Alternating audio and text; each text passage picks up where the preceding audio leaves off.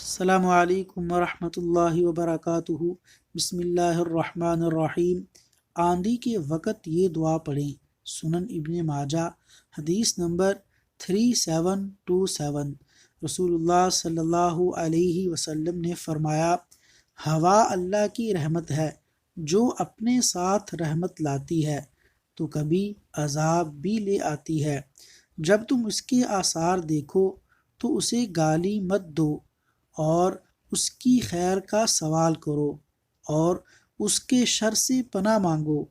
جب تیز و تند ہوا چلتی تو آپ صلی اللہ علیہ وسلم یہ دعا فرمایا کرتے تھے، اللہم انی اسألک خیرہا وخیر ما فیہا وخیر ما ارسلت بہ واعوذ بک من شرہا وشر ما فیہا وشر ما ارسلت بہ۔ اللہ تعالیٰ عمل کی توفیق عطا فرمائے۔